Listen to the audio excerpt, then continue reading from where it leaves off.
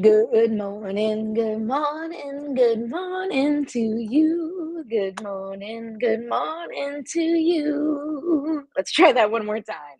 Good morning to you. Good morning to you. Good morning, everyone. Welcome to another Me First Morning. I am your host, Patricia Rivera Wolfson. I'm an intuitive coach, an energy practitioner, and a life strategist.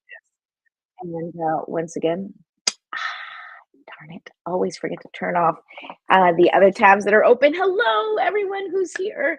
Welcome. Welcome. I'm so excited to be here this new week. Yesterday was a new moon in Gemini. I don't know if you're feeling it, but it was definitely a great opportunity for you to take a look at how you're communicating, what you're doing with your life, and how to step forward into a new evolution of who you are. Me First Mornings, this show is all about just working on ourselves, working on evolving our personal stories, our personal narratives, and being able to create a solid foundation, which then we can take out into the world and contribute to society as a whole. A, a, like, because we need to be whole first before we go out and contribute. Well, I shouldn't say that. We don't need to be whole. We are already whole. It is important that we continue doing the work that lets us recognize our wholeness. Because when you recognize your wholeness, when you go out into the world as a whole person, not looking for anything or anyone to fulfill you or fill in the holes or the gaps that you're feeling, well, then you are able to contribute much more openly, and you're able to just show up in your gifts, in your light as it was meant to be. And that is the purpose of this show. Is I want to help you get there. I want to help you explore the tools, give you some strategies that are going to help you become more resilient, that are going to help you maybe rebuild after loss. Loss can be anything from grief or a job or anything that you're experiencing. And also, I want to help you navigate life's twists and turns so that you can have a little bit more clarity and confidence. And I know that's really hard in this day and age to have clarity and confidence in anything when it seems that things are falling apart. I don't know. How about you guys? You feeling good? Let me know if you're watching. Just say hi. Let me know where you're watching from. I'm gonna have some coffee. Lord knows I need it this morning. Let me know if you need your coffee too. Okay, so today, what are we going to talk about today? Today, we're going to talk about inner work. And so, last week and over the last couple of weeks, I've been introducing sort of the Me First framework to you. Um, I talked about the GPS word and the importance of connecting with your GPS word, creating an anchor for you to build a new, strong foundation. And from there, once you have your GPS word, then I introduce the concept of the Me First framework, which is sort of each channel. Me First is acronyms, and each channel of the Me First um, it represents a different focus, right? So last week we talked about the first channel, momentum, the second channel, energy, and the third channel, focus. And this week we are going to start the week by talking about inner work, okay? And that is the cornerstone of the Me First framework. It's about developing tools and practices to go from insecurity and doubt to a place of self-assurance and purpose, right? It's doing all the inner work that is taking a look at your triggers, taking a look at your wounds, reframing things. It's about looking at your past if you need to, you don't always have to, or just being in the present and transmuting anything that is creating resistance or any limiting beliefs or blocks that are stopping you from moving forward in a direction that feels good to you, that are stopping you from doing the things that you want to do or the things that you think you should be doing because you feel connected to them. And for some reason, you just can't. And so, the more you have resistance, the more you struggle, the more you feel anxiety or fear or overwhelm, the more I will recommend to start going through the Me First framework, start addressing each channel one at a time and figuring out what it is that you need to tweak in order for you to get some relief and start moving forward.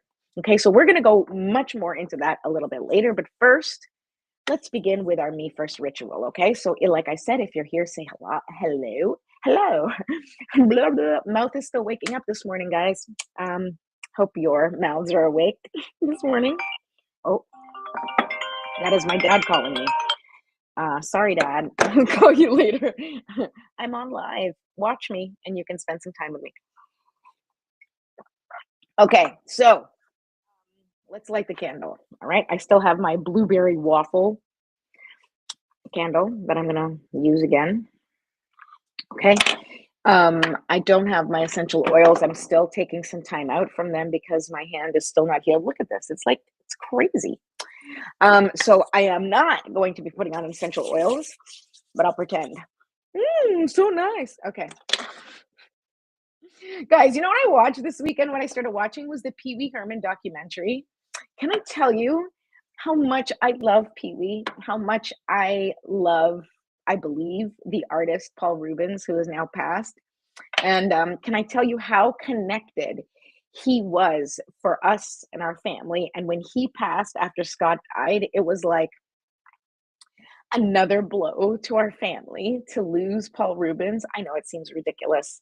But if you have not watched the documentary, we've only watched the first part. It is on HBO Max. We've only watched the first part. I'm saying we, me, and my son Alexander. We watched the first part. We haven't watched the second one. We started watching it, but we haven't finished. But it's fascinating.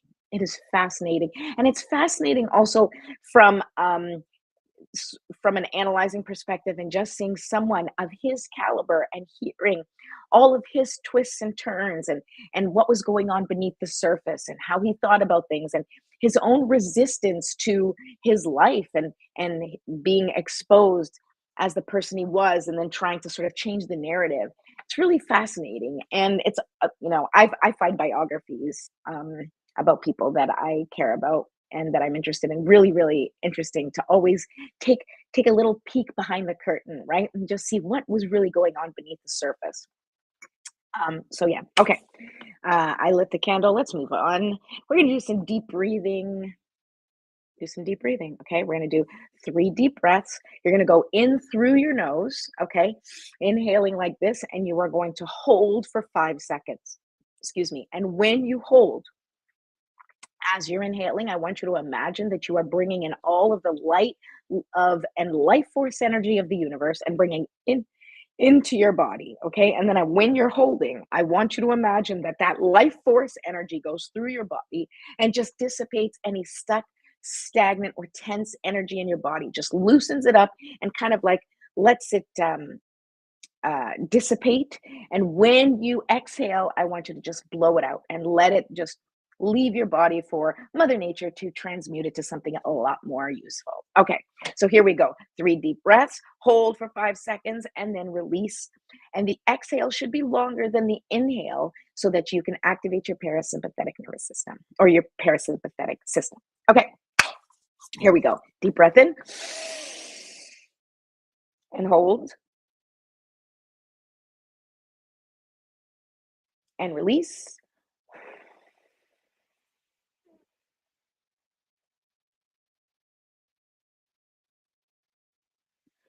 Okay, let's try one more time or another time. Deep breath in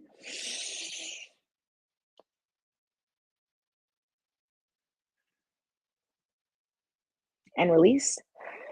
I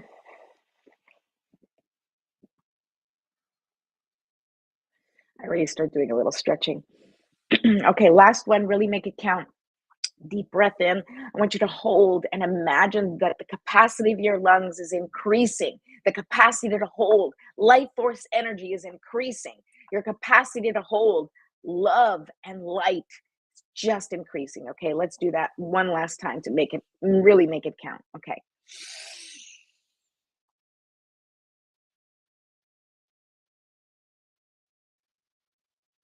And release.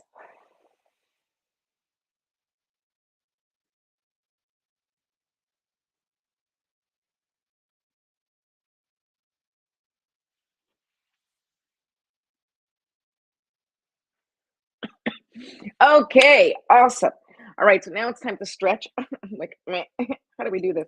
Okay, because I'm hurting. my back and my neck, they're always usually pretty sore.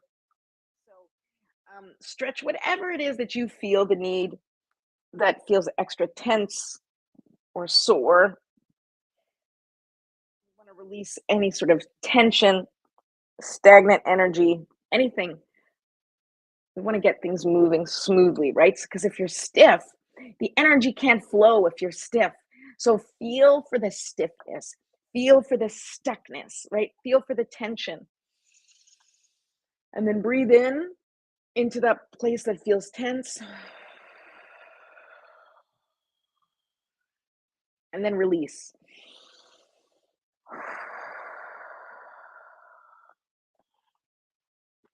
I'm sure there are a million better ways to do this, but I am encouraging to just do it however you can for 1 minute, for 2 minutes. Okay, a little bit is better than nothing, right? Progress, better than no progress. Okay, here we go. All right, that's done. Whoo, shake it out, shake it out, shake it out, shake it out, shake it out. Okay. Did you enjoy that? I did. Okay. So now we're going to call in for our spiritual support team and set the intentions for the day. And I'm going to ask for you to just take a moment, set your own intentions, and call in for your spiritual support team or your spiritual guidance in whatever way you feel called, connected to your own spiritual belief system. Okay. I am going to say a little prayer. All right. Divine Mother, Infinite Father, Creator, Ascended Masters, Archangels, Spirit Guides, Ancestors, and all beings of 100% pure white light, allow me to be a clear and open channel of your light and love without hesitation or ego. May the highest vibration of love and light connect with my higher self and release any and all things that no longer serve me. I ask that Saint Germain and his infinitely powerful violet flame burn away the things that no longer serve myself or humanity and hold us back from our divine existence. Thank you, thank you, thank you for helping us set an intention that is in alignment with the highest good for the highest and greatest good of all. Thank you for showing us all the signs and synchronicities and messages in nature, music, movies, through the cards I pull, and through the words of others today and always. I appreciate you, I serve you, and I am grateful for any wisdom that you may share with myself or the collective on this day and every day. Thank you, thank you, thank you. So be it, and so it is. Okay. So now take a moment to just sit with your GPS word or with your intention. And while you do that, I'm just going to take a second to remind you to please go ahead and subscribe now to my YouTube channel. If you're not watching on YouTube, just go to YouTube right now at Me First TV. If you are on YouTube, just go ahead and subscribe and ding that bell so that you can get notifications of when I'm going live, which typically is Monday through Friday, sometime in the morning. Okay. If you would like a personal reading, a strategy session, or couples readings, then I'd like to remind you that my scheduler is open and ready to take on appointments. And if you have not yet downloaded your free guide to transformation, then go ahead. There's the link in the description. The link is in the description for everything: to subscribe, to book a session, or to go ahead and get that guide to transformation. And that's it. All right. Woohoo. Okay. So what are we talking about? We're talking about inner work. Okay. Here we go. Sorry, guys. I do have scripts that I follow because it keeps me on track. And then you guys aren't confused by all the million things that I discuss. Okay. All right. So let's talk about inner work. Okay. The inner work is not it's just not just self-help. Okay, it's about creating real and lasting change in your life. It's about facing the things that you're really going through. It's about addressing that critical inner voice. It's about facing the resistance to the things that happen in your life, right? Or facing the resistance to moving forward. It is about acknowledging your ego and the fear and anxiety and overwhelm that it may feel as it evolves, right? So anything that is going to be an advancement, anything that's going to be an evolution for you, your ego, your mind is going to stop you from moving in the direction of something that feels different. It's going to stop you from trying to change. Okay. And that's why this channel, doing the inner work, is so critical, because if you don't go in and really acknowledge those things, if you don't shine the light on those thoughts, on those experiences, on those emotions that you are hiding, that you are holding back from facing, well, that it just sits there in the dark and it festers and nothing good comes of it, right? Because when you are dealing with things, okay, when you are in the healing process and you pull something up or you experience something, right? Let's say you experience an emotion, you experience um, something that you're not comfortable with, right? Then you can look at it, address it, right? Just like when we talked about last week, when we talked about if you have a situation, you have to address it. Okay, it's just like when we talk about energy specifically, right? When there's something that you have to address, you have to acknowledge it. Otherwise, if you're just pushing it down and ignoring it, it's just going to come back up later in some other form in order for you to deal with it then. Okay, so inner work is literally about recognizing the things that are holding you back, and sometimes you may not even recognize it, but acknowledging that there is something holding you back, that there is something keeping you from progressing.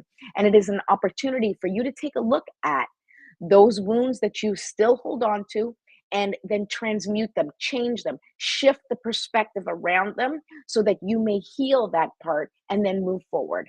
And really, that healing aspect that we talk about is really just about feeling safe, right? It's allowing or teaching your body, practicing, which is what the Me First framework is all about. It's like consistently practicing, making your body feel safe moving forward, making your body feel safe doing the things that you're feeling resistance to that you know you need to do for your well-being.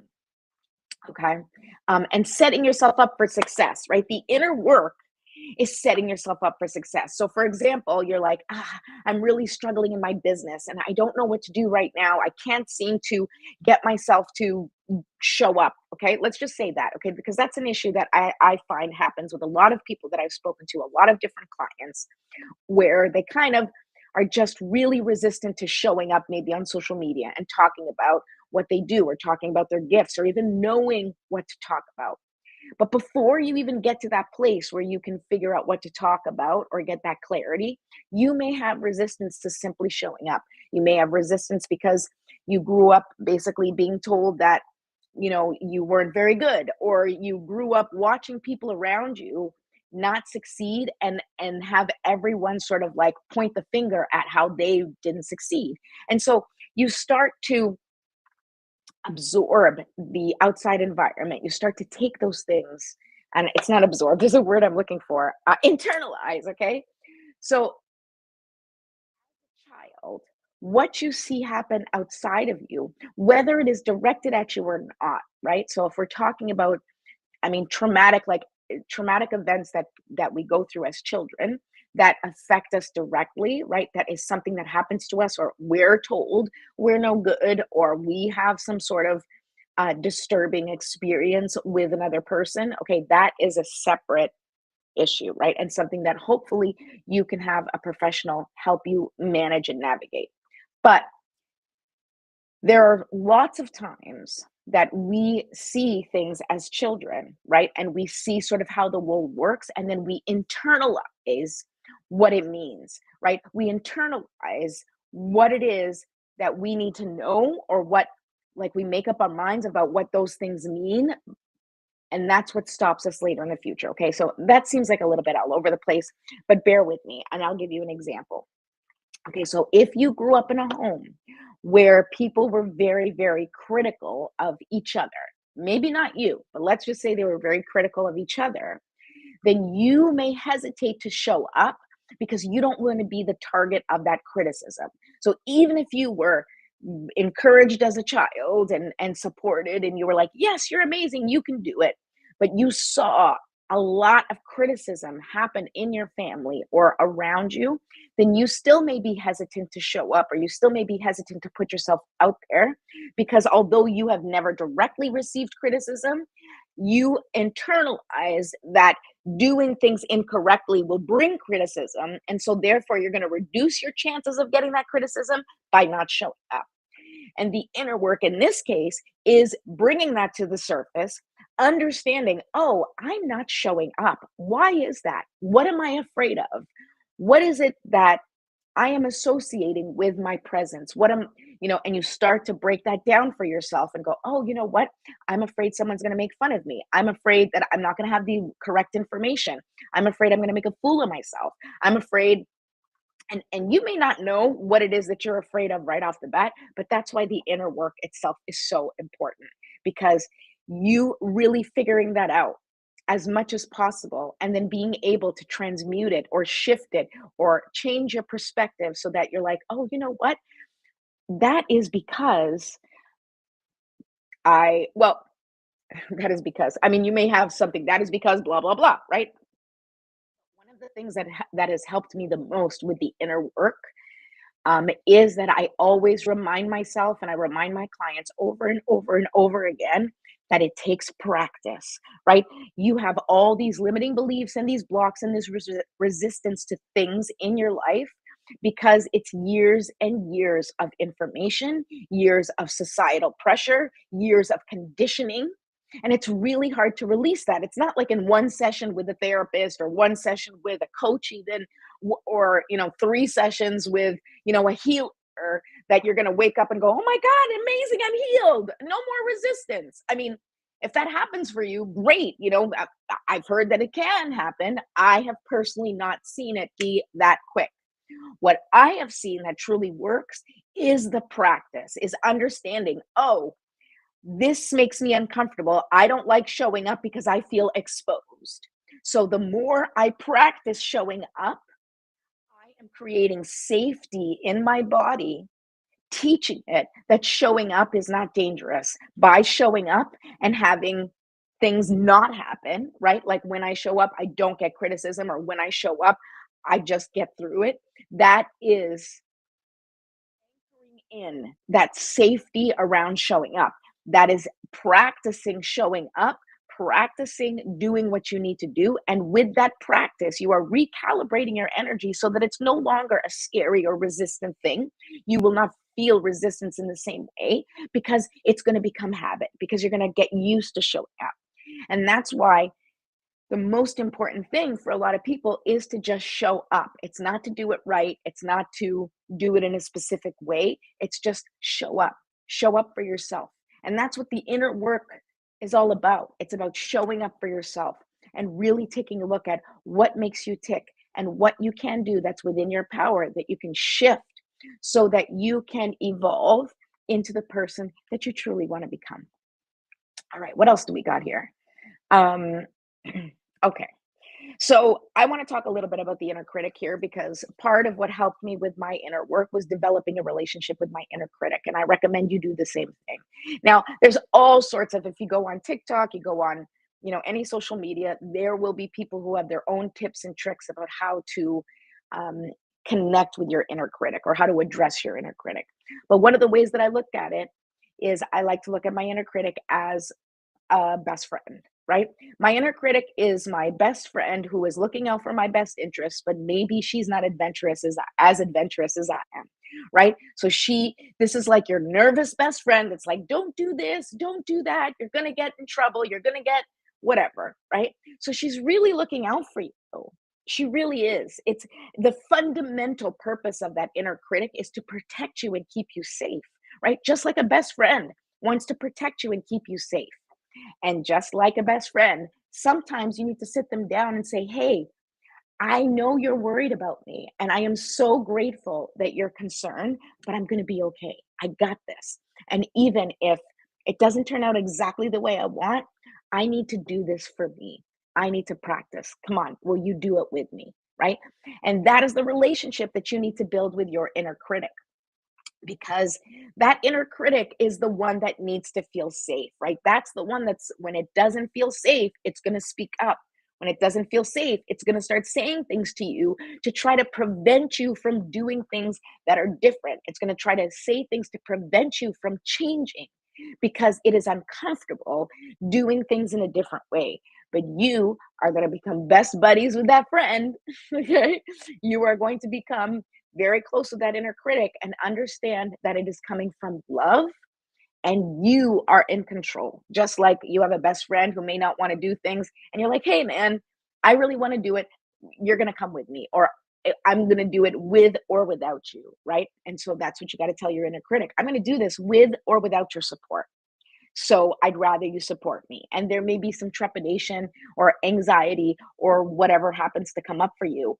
But when you do it, when you show up for yourself and do it despite your fears or do it despite your anxiousness or your resistance, and you're able to practice doing it just enough to get comfortable, well, then that is how things evolve. That is how you're able to slowly chip away at that resistance. That's how you're slowly able to chip away at those limiting beliefs. Like, can you wake up one day and just swap them? Yeah, absolutely you can. But more likely than not, you're going to need to practice every day with every situation, with every choice and every decision. You're going to have to say to yourself, okay, what is my GPS word and how can I move closer to what I want? And remind your inner critic and your best friend, hey, dude, this is what we really want. So work with me so we can get there. And maybe even ask her or him, whoever your inner critic is, or ask them, you know, what can I do that will make you feel safe for us to take this step, right? Talk to your inner critic. What will make you feel safer so that we can take this step? What do I need to practice for you to get used to this idea? That relationship is going to serve you your whole life because that's the only person you're with all the time. It's yourself, that inner critic. And if you can sort of train that inner critic to, yes, question you, yes, protect you, do what it's meant to do, but then also acknowledge that relationship and understand that it is not the be all end all. It does not have the final say in your life, because if it does, you're going to stay stuck exactly where you are, because it's not going to let you evolve unless you work with it. All right, let's see. What else do we have? So I have like a little quick thing, and then we're going to wrap it up, that I wanted to say about your inner critic. Okay.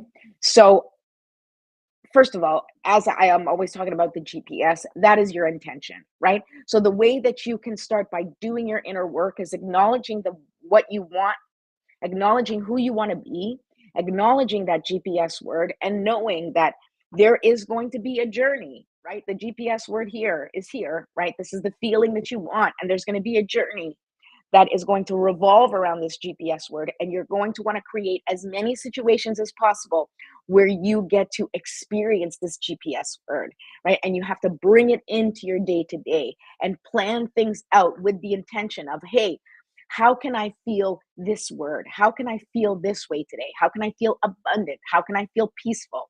What can I do today? And how can I do it so that I am at my most abundant, or I am at my most peaceful? Insert GPS word here. Okay, so I'm going to give you just a couple of quick points of how you can start today your inner work. All right. Number one, I want you to just pause. Something comes up for you. Something comes up for you, and your inner critic starts talking, or even if nothing comes up for you, but your inner critic is just being rude and mean and relentless. You need to just pause, take a moment, and acknowledge the inner critic. Recognize that that's a part of you that's just scared. It's just a scared little part of you that's terrified to do something that's going to get it in trouble. And you have to pause and connect with that.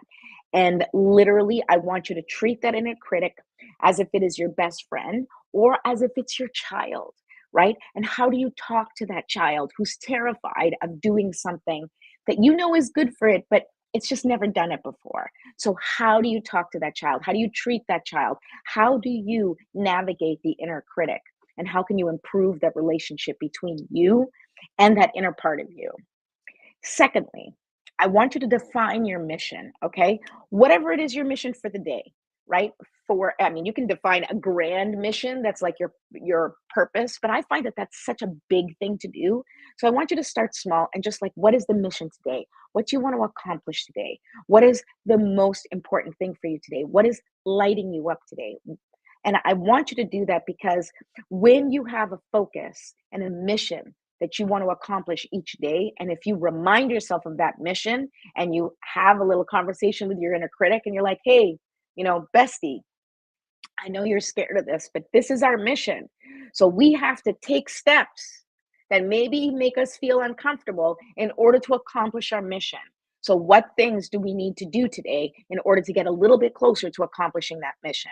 And that's how you work with that inner critic. And once you hit resistance, or once you hit anxiety or overwhelm or anything like that, then you pause and you do a little bit of that work and you try and figure out how to get yourself through that resistance, how to maybe go around it. There's plenty of ways to do that, and I also have lots of tips. We can go further into some of the tricks that I use, but if you want support, of course you can reach out to me and we'll do a session together. Okay. The other thing is, I want you to set daily intentions, right? An intention is the key, because if you are constantly forcing your mind to focus on the things that you want to accomplish, like, yes, your big picture mission, right? Your mission is this. Your mission is, my mission is to, to support people. Like, literally, my mission is to let people know that it's okay to be who you are.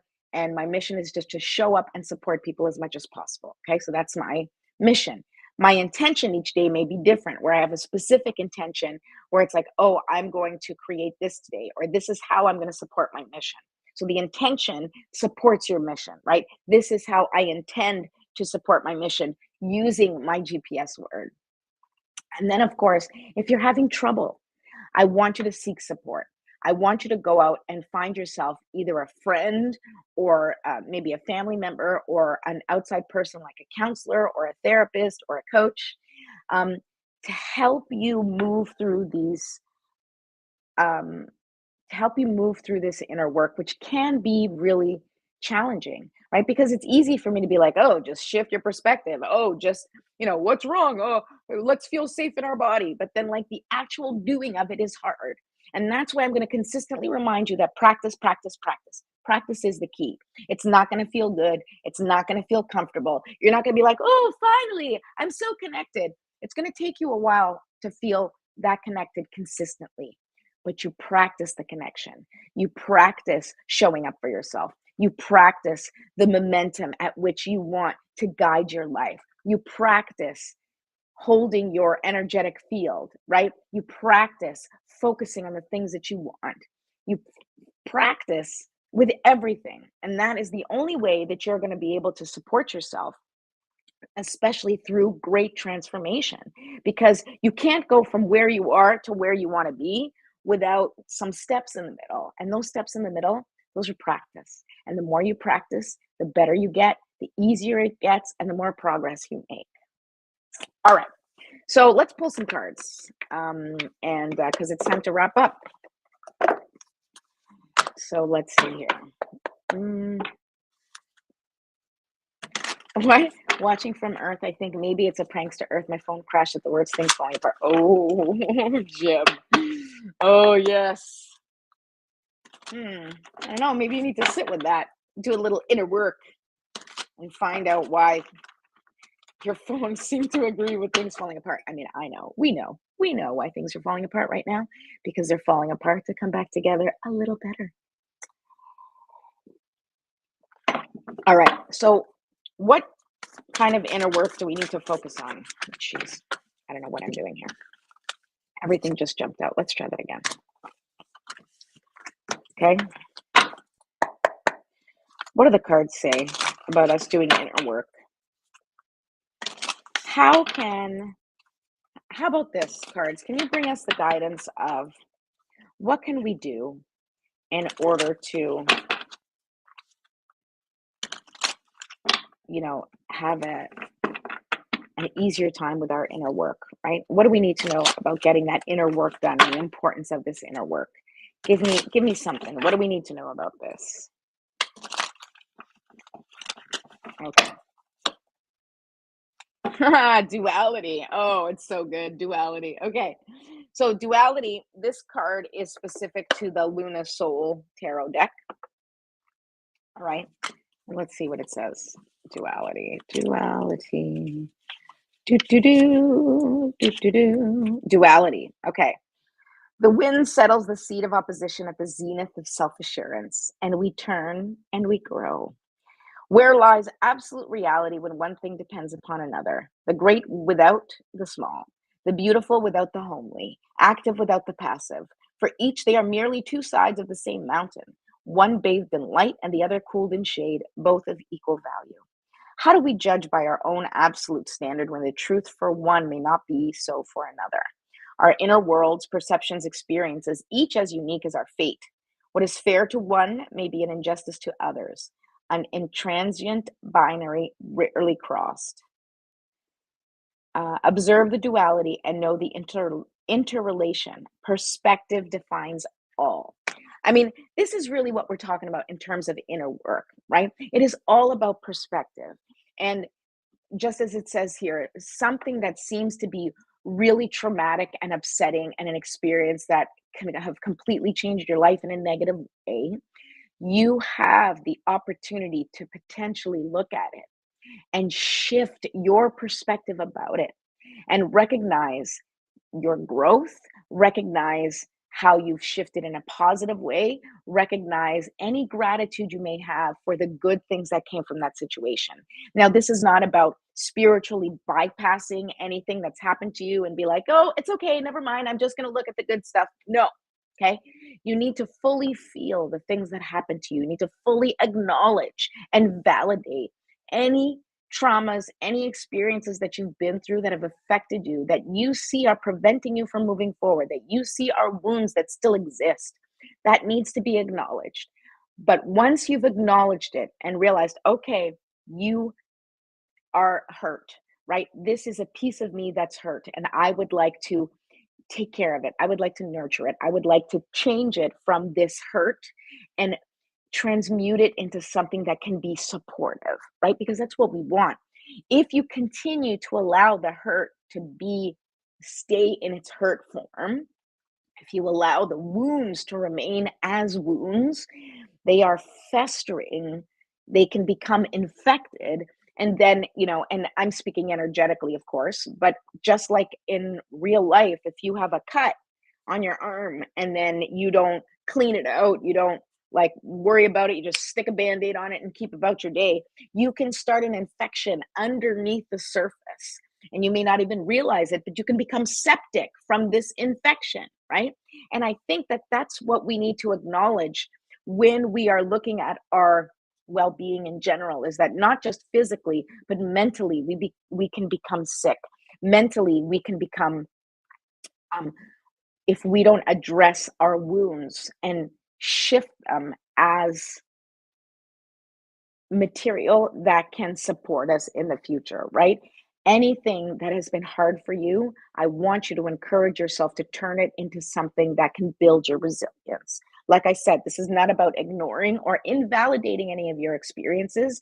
It is simply exercising your perspective, right? And exercising the art of turning a negative into a supportive piece of the puzzle, right? It's like somebody throws rocks at you, you grab the rock and you stick it and then, slowly make a pile so that you can stand higher. I don't know. That was just the image that came to me. But you know what I'm saying?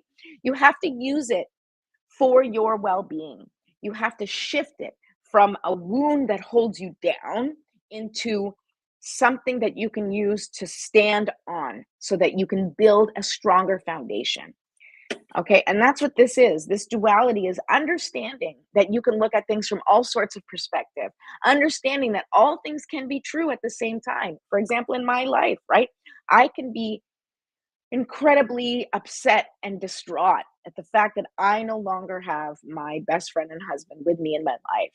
And also, I can look at the opportunities that I have faced right now, which is that I have been learning how to become even more independent, that I have um, gone beyond what I thought was possible for me. And I have seen myself show up and be strong and process things that I never thought possible, right? So I can be grateful that I have seen parts of me that I didn't think I would see, right? I can be grateful that I have had the opportunity to practice my strength and my courage.